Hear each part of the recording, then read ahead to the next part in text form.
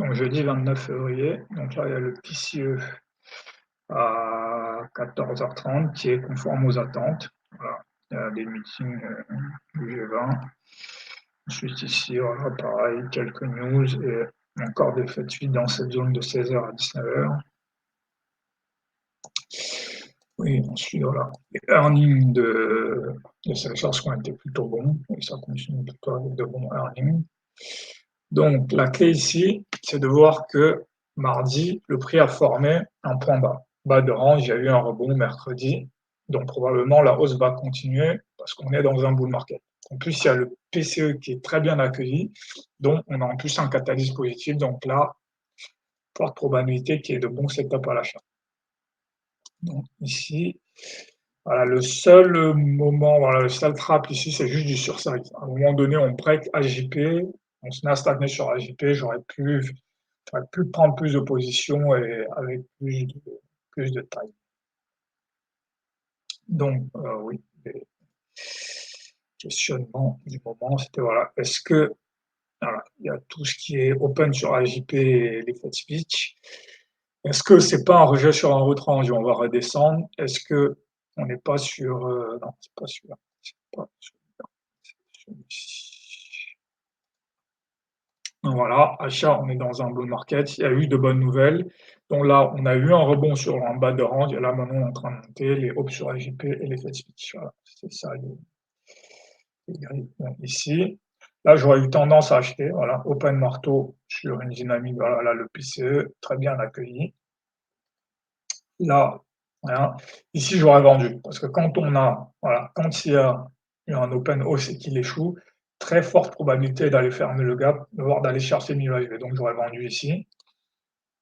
Ici, j'aurais dû vendre aussi. Ici, j'aurais dû vendre aussi. J'aurais dû vendre ici. À partir d'ici, j'aurais dû vendre. Je suis pas sûr que je l'aurais fait, mais normalement, une fois que j'ai ce signal-là qui est validé, je pense que ici, j'aurais vendu quand même parce que là, j'aurais vu que ça, c'est le fair value gap qui est validé ici. Voilà, en M5. En M5. Voilà. Ça aurait été ma barre de signal qui m'aurait dit voilà, là maintenant, c'est très probable qu'on va descendre. Ensuite, celle-ci, c'est une deuxième occasion de rentrer encore, une autre occasion de rentrer encore, une autre occasion de charger encore, et là, hop, on part. Et là, ici, on arrive sur niveau HB, rebond.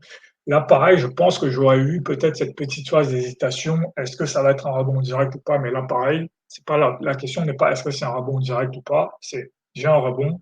En plus, là, on est quand même avant 18h, j'ai un rebond sur niveau HB, je connais le setup, j'achète.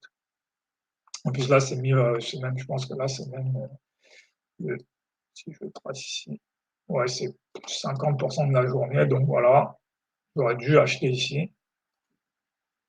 Ensuite, j'aurais dû rajouter ici, voilà, ici. Pareil, c'est pas vraiment un fair value gap, mais bon, je pense que j'aurais quand même rajouté ici. Peut-être ces deux-là, j'aurais pas acheté, mais j'aurais acheté ici.